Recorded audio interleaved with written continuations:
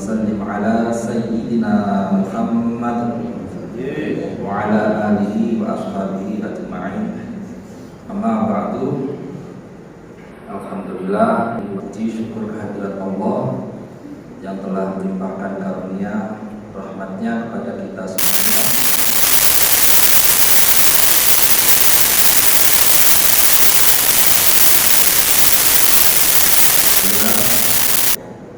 Kita masih diberikan kesempatan untuk belajar, menuntut ilmu, dan kita masih diberikan kesempatan untuk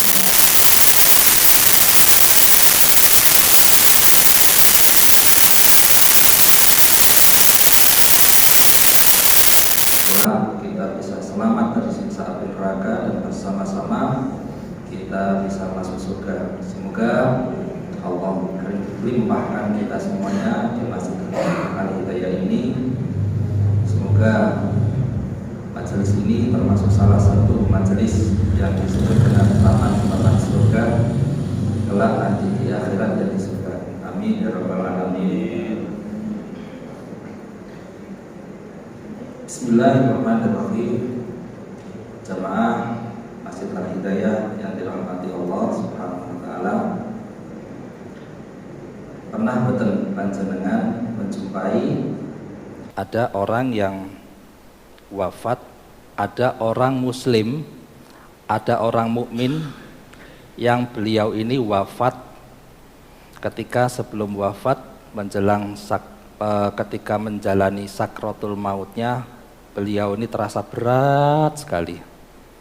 Padahal beliau ini mukmin, Islam, rajin ibadah.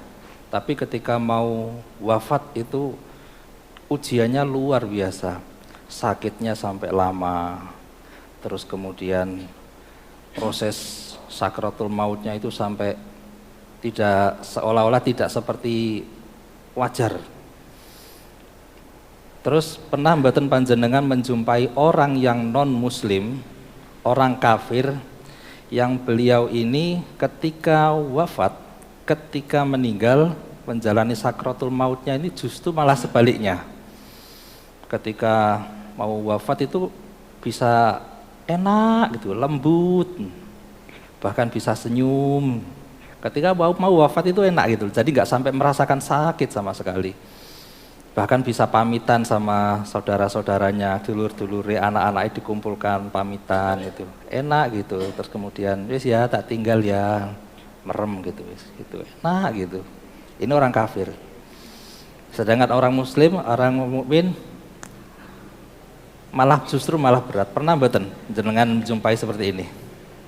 Pernah nggih? Nggih, alhamdulillah.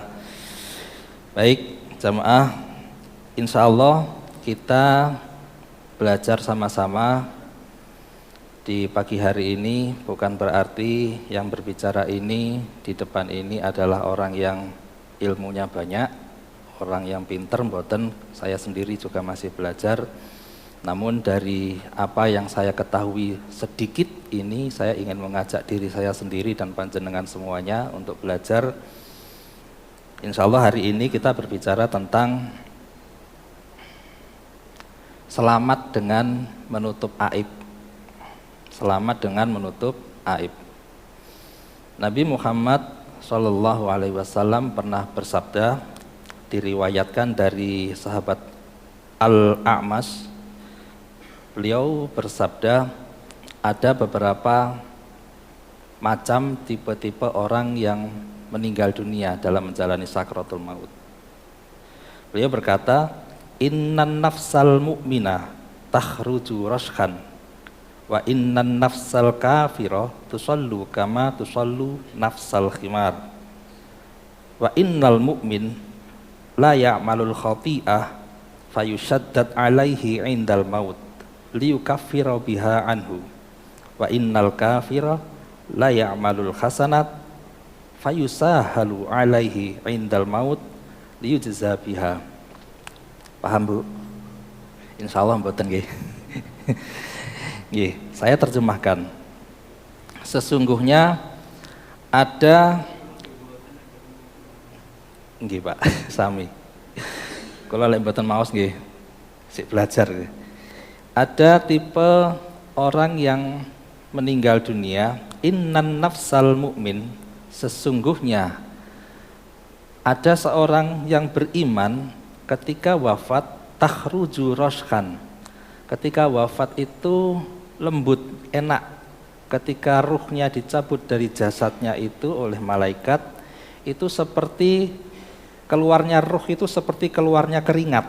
Panjenengan keluar keringat ngoten kadang krasa mboten? Mboten moro-moro netes-tes ngoten. Dan itu ada orang mukmin yang seperti itu. Orang mukmin yang memang dia itu bersih dari dosa, ketika dicabut banyak amal kebaikannya selama hidup di dunia, ketika diambil ruhnya dari jasadnya oleh malaikat itu seperti keluarnya keringat dari kulit. Enak gitu, lembut gitu. Tapi walaupun demikian masih merasa berat. Tapi beratnya itu tidak seberat orang-orang yang benar-benar merasakan sakratul maut, benar-benar sakit gitu, enggak. Tapi seperti beratnya itu seperti berat biasa gitu. Kemudian ada juga orang yang kafir, wa innan nafsal kafir. Kemudian ada juga orang yang wafatnya orang kafir itu tusallu kama tusallu nafsal khimar. Seperti khimar keledai yang terhunus. Seperti keledai sing ditusuk wonten niku lho, Bu. Nek ngriki mboten enten keledai, jarang nggih. Nek di Arab wonten keledai niku, keledai itu hampir sama seperti kuda tapi ukurannya lebih kecil. Karena ukurannya lebih kecil, jadi keledai ini sering tingkahnya itu tidak seperti kuda yang tenang gitu. Wong kuda aja yang kadang itu juga kalau kita salah memperlakukan itu kuda ini aktif agresif, apalagi juga keledai. Ketika dihunus tombak cerep gitu, seperti tingkahnya itu luar biasa.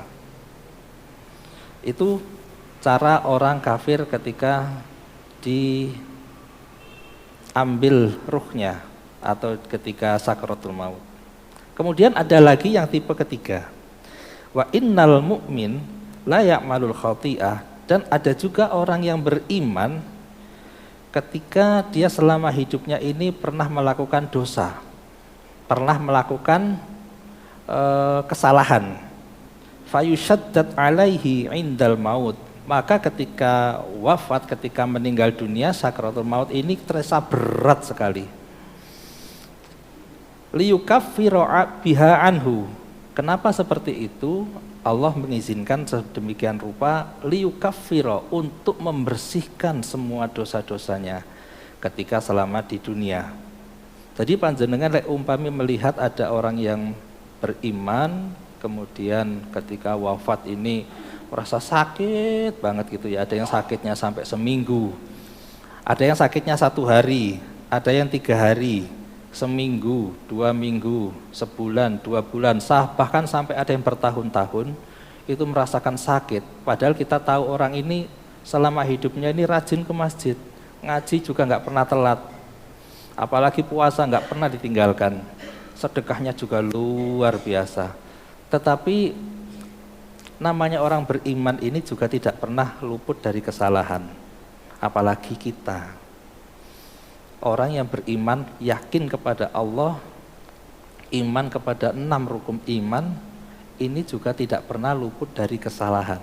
Maka ketika wafat menjelang maut, Allah memberikan maut itu, prosesnya itu berat gitu. Berat, bukan hanya sekedar keluar keringatnya, tetapi merasa sakit gitu. Bahkan sampai kadang itu sakitnya itu kalau mohon maaf, kalau sampai di rumah sakit itu masuk kondisinya itu benar-benar tidak bisa diajak komunikasi. Dan ini sering terjadi pada orang-orang yang sering kita temui juga.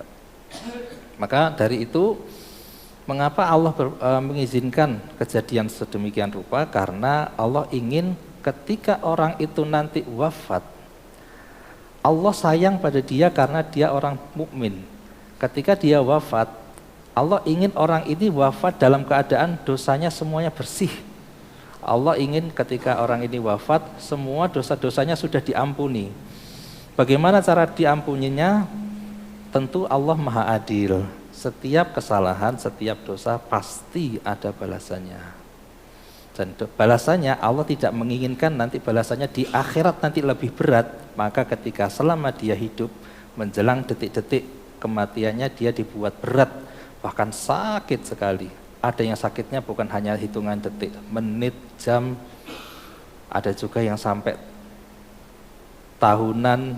Nah, semoga kita nanti kelak akan dimudahkan nggih sakaratul mautnya nggih. Itu tujuan Allah supaya kita diampuni dosa-dosanya. Maka ketika panjenengan menemui orang mukmin seperti ini, mari kita sama-sama husnudzon.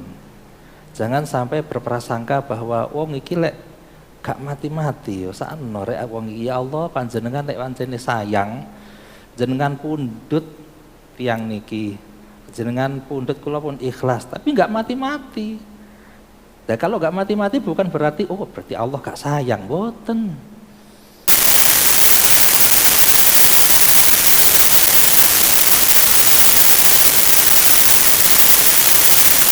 Maka ketika orang yang menjelang kematian, apalagi orang mukmin, mohon Bapak Ibu, ketika kita takziah maupun orang ini sudah wafat, jangan dibuka aibnya, jangan dibuka kejelekannya, karena kita harus husnudzon. Jangan sampai kita berprasangka, aku ngerti wong iki lorong ini soalnya dhisik pernah ngelarani si Iko, wis gak usah diiling-iling kejelekannya, gak usah diiling-iling kesalahannya.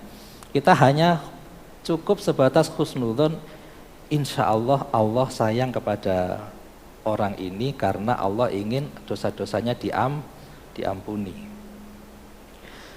Kemudian bagaimana dengan orang-orang yang melakukan dosa-dosa yang banyak sekali tetapi malah diceritakan ada orang yang melakukan dosa sampai banyak sekali itu malah diceritakan ke orang-orang lain, seperti contohnya Fir'aun.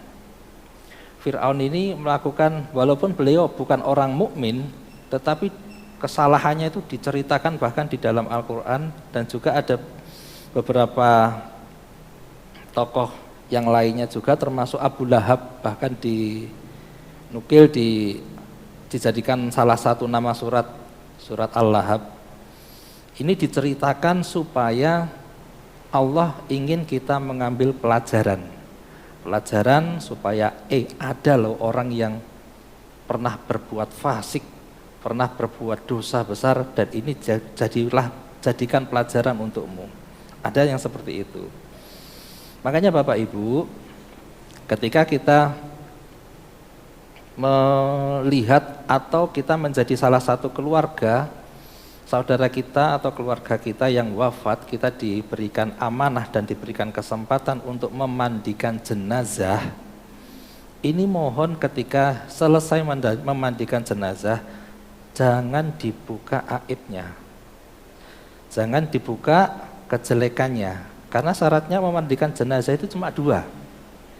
Yang pertama, paham benar bagaimana cara memandikan jenazah, dan yang kedua, komitmen untuk menutup kejelekan atau aibnya orang yang dimandikan. Jadi lek umpamane panjenengan kita menjumpai, Masya Allah ini jenazahnya rek gegere, ya Allah panune cek gawedene. Pun stop sampai panjenengan. Jangan diceritakan nanti kan, aku mau memandikan jenazah, ini ya Allah kayak ulo gawedene. Mboten perlu.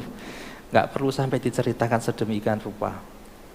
Kalau panjenengan menjumpai ada sesuatu yang di dalam tubuh yang kelihatannya tidak wajar, ya Allah iku apa kok metu ulatnya, sudah cukup, enggak perlu diceritakan.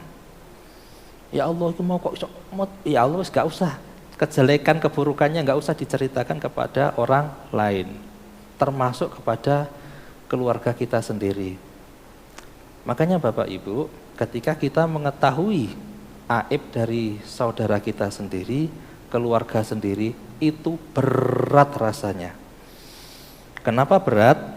Karena Kalau kita mengetahui aib orang lain, maka kita akan diuji. Ujiannya apa? Yang pertama, kita diuji. Apakah kita nanti bisa diuji oleh Allah ketika dengan ujian yang sama ketika kita membicarakan kejelekan orang itu? Atau yang kedua, kita dibuka aib kita. Maka panjenengan sekarang coba panjenengan lihat kanan kiri, melihat saudara kita sesama jamaah. Ketika kita melihat dengan senyum, bahagia, ketika kita membuka mata di pagi hari, bangun tidur, kita melihat suami, melihat istri, melihat anak-anak kita masih ada, masih utuh, seneng gitu. Karena apa? Karena kita keingat kebaikan-kebaikannya, bukan ingat pada kejelekannya. Saya pun bisa berdiri, bukan berdiri, saya pun bisa duduk di sini. Ini bukan karena saya berilmu, bukan karena saya pengalaman, tetapi karena Allah menutup aib saya. Begitupun panjenengan, dianggap baik orang lain bukan karena panjenengan semuanya baik, tapi karena Allah menutup aib kita.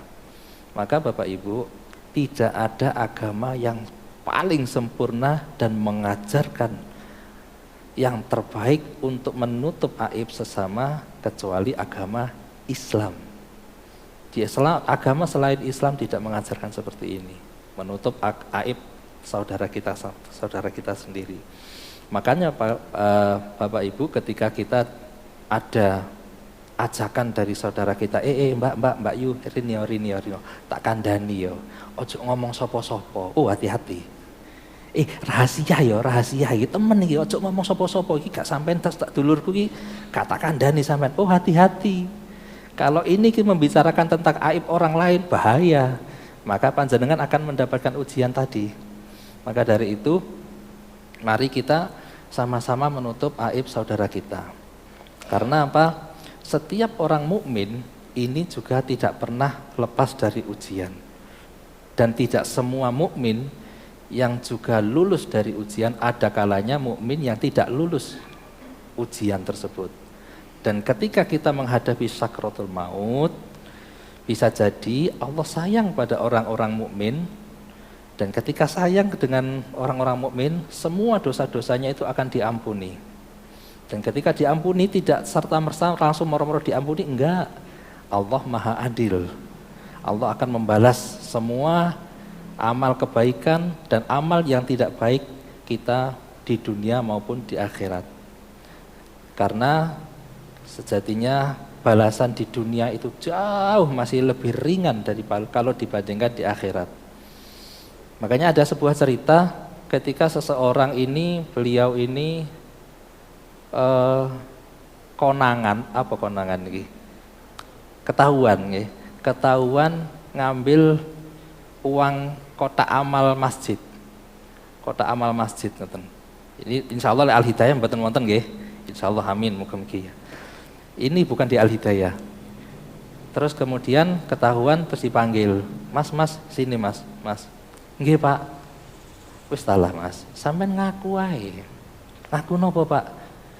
Sampean ngaku ae, wis akeh sing ngerti. Tapi sing ngerti gak akeh, ya paling wong-wong sing pengurus iki. Sampean iki wis njupuk duwe amal masjid iki wis pirang suwe? Ngapunten Pak, kula niku butuh Pak. Wis pirang suwe sampean? Pun nenten setahun. Setahun Bu. Soalnya Mas, sampai ini nanti kalau balasan di akhirat, kalau dibandingkan balasan di dunia, kalau sampean nggak ngaku, nggak tobat mulai sekarang, sampai nanti dibalas di akhirat lebih berat. Ngapunten. Lebih baik jujur dan mengakui kesalahan daripada kita nanti dibalas di akhirat. Oke. Kemudian tipe orang yang pertama tadi, orang yang wafat dengan mudah, orang mukmin yang wafatnya dengan mudah, keluar keringat. Terus kemudian orang yang kafir, yang kedua orang yang kafir wafat seperti keledai yang dihunus atau keledai yang ditusuk. Yang ketiga ada juga orang mukmin yang wafatnya beliau ini berat karena diuji dulu. Dan ada yang keempat Wa innal kafira la ya'malul hasanat, dan ada orang-orang yang kafir, beliau ini melakukan kebaikan, fayusahalu alaihi, Allah memudahkan proses sakratul mautnya, liyujza biha, karena untuk membalasnya. Jadi Allah ada tipe-tipe manusia yang ketika dia itu tidak beriman kepada Allah, tetapi kebaikannya ini luar biasa. Sedekah itu wakeh, nenggone anak yatim wakeh, tapi gak sholat. Terus kemudian membantu sesama wakeh, nyumbang gawe jalan raya, nyumbang gawe urunan got, nyumbang gawe kebersihan, banyak sekali jasa-jasanya. Hartanya itu wis pokoknya nyoh. Tetapi ketika meninggal, ketika mau proses wafat, beliau itu dimudahkan. Kenapa seperti itu? Liyujza biha, karena Allah ingin orang ini ketika di akhirat karena amal kebaikannya ini tidak dilandasi dengan iman kepada Allah, Allah ingin kebaikannya ini nanti akan dibalas bukan di akhirat, tetapi di dunia. Bagaimana rasanya di dunia? Wong lek matine mati terus kemudian matine enak niku kan nikmat nggih. Justru nikmat ini adalah balasan kenapa nanti orang mukmin, supaya nanti di akhirat tidak ada kebaikan lagi yang perlu dibalas. Ini orang yang kafir, bukan orang yang mukmin. Maka dari itu panjenengan pernah sumerep ada orang yang seperti ini, jangan kemudian jenengan akhirnya imannya goyah. Oh enak ya orang kafir iku ya, Masya Allah. Mulai cerita dari tetangga-tetangga itu, ya Allah kebaikannya cek akeh rek ngono. Tapi jangan salah. Bisa jadi orang itu nanti di akhirat belum tentu seberuntung orang-orang mukmin. Kalau orang mukmin dia masih ada harapan masuk surga. Tetapi kalau orang kafir mboten wonten. Orang yang sudah tidak beriman kepada Allah tidak ada harapan masuk surga, kecuali Allah sendiri yang mempunyai hak untuk orang ini menyatakan diterima tobatnya. Maka dari itu